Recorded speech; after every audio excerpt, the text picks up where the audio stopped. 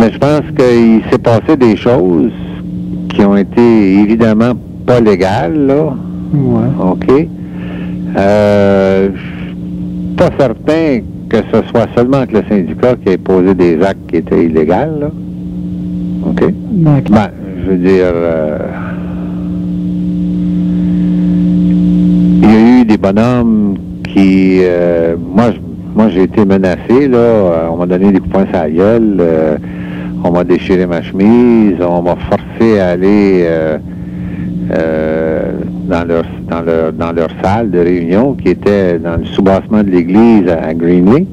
Et puis c'était un peu probablement la responsabilité de Potvin de contrôler ça. Ouais, comme directeur de grève, il y a des actes qui peuvent être posés par des employés qui sont hors de son contrôle. Mais je veux dire, quand c'est des actes qui sont répétés ou quand ce sont des choses qui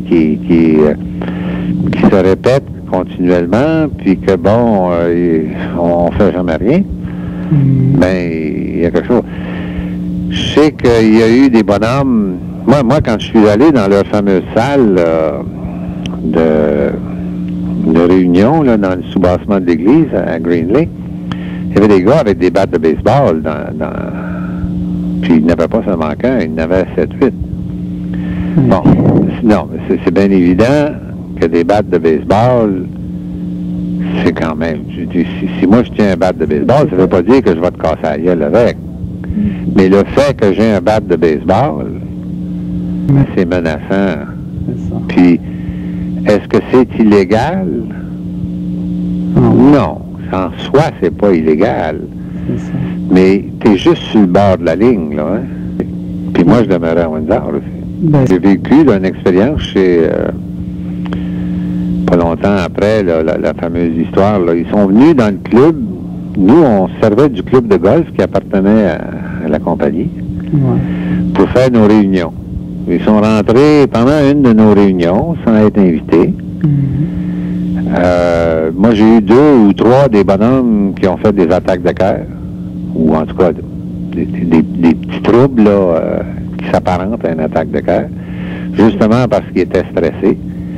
Durant la grève, il y a eu bien des gens qui ont eu des autos peinturées. Vous savez, ils prenaient une lampe, là, un globe électrique, là. Ils perçaient un petit trou dans la section qu'on visse, là, avec une drille. Puis ils remplissaient ça avec de la peinture pour marquer les pitounes qu'on met à la rivière. C'est de la peinture qui sèche très vite, ça, puis qui est à l'épreuve de l'eau. Puis ça, ils se promenaient le soir, là, puis ils jetaient ça sur les autos ou sur les murs des maisons. L'autre chose, c'est qu'ils se promenaient avec des lance-poids, là. Puis, mais c'était des ball bearings qui servaient. Puis ils envoyaient ça dans les vitrines des maisons. Dans ce temps-là, les vitrines des maisons, c'était pas tout à fait comme aujourd'hui, là, puis ça fracassait un peu plus facilement. Puis moi, ben, comme étant le seul représentant sur place, c'est-à-dire le représentant le plus haut gradé de dompteur sur place, ben, quand il arrivait quelque chose, ben, c'est moi qui recevais les téléphones. Puis là, ben, tu sais, je me rappelle, Roland Gauthier, je sais pas si tu as déjà entendu parler de ce bonhomme-là, c'était un ancien joueur de hockey, qui était contre-maître là-bas, là, à Windsor. Lui, il s'est fait crever sa fenêtre en avant, là. C'est ce qu'on appelait dans le temps une plaie de glace, là. OK? Et puis, bon, ben, à 2 heures du matin, moi, j'ai un appel, puis, bon, je me rends chez lui, sa femme est aux émois, ses enfants braillent, lui, là, il a sorti son 12, puis il va en tuer une couple de ces HPB-là, là, tu sais. Ça, ben, il faut que tu calmes ça. Il faut que tu leur dises de ne pas s'énerver, puis que la seule solution, c'est le calme, puis la patience. Puis il faut pas réagir. T'sais. Pas là, de preuves, puis on m'a jamais mis là, au courant des détails, parce que c'est pas le genre de choses que personne fait, ça, là. Mais il y a eu des syndiqués qui ont été battus à Windsor par des des gens qui travaillaient pour une agence là, de sécurité. Puis l'inverse a été vrai aussi, là. C'est probablement par dompteur. Puis, tu sais, les gens s'échauffent, hein. À Windsor, je sais pas si tu te rappelles dans ce temps-là, ce qui est arrivé une journée, c'est que les polices provinciales, c'était vraiment, là, le feu était très, très proche de la poudre. OK? Puis ça commençait à brasser pas mal fort. C'était le temps de la chasse. C'est dans le temps de la chasse. C'était au mois d'octobre. Et puis ce qui est arrivé, c'est que les polices provinciales sont arrivées en ville avec à peu près une quinzaine d'autos de police. Puis se sont rendus au poste de police de la municipalité parce qu'il y avait non, il n'y avait pas de manifestation. Ils voulaient montrer là, que hey, wow, il fallait que ça arrête là, les folies. Là, hein. Mais le syndicat, il n'a pas aimé ça. Non, c'est pas ça.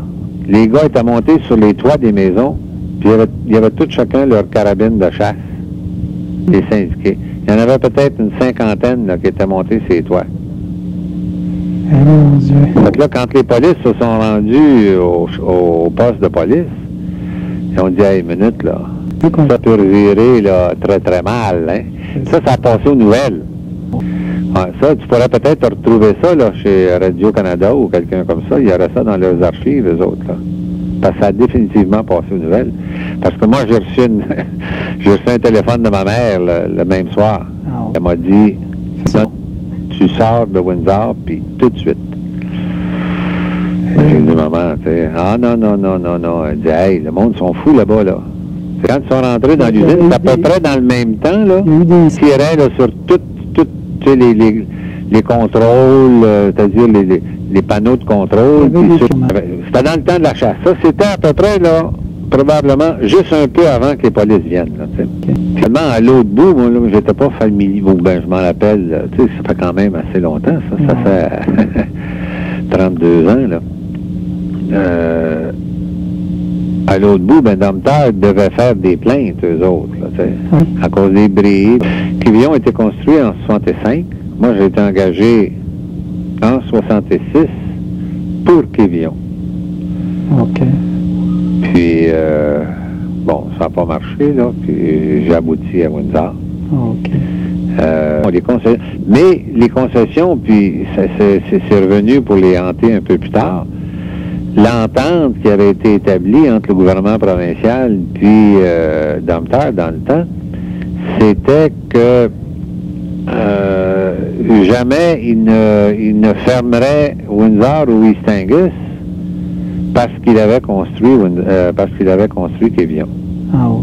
Si une ou l'autre de ces usines-là était amenée à être fermée, ben il y avait des clauses, là, mais je me rappelle plus trop exactement quelles étaient ces clauses-là.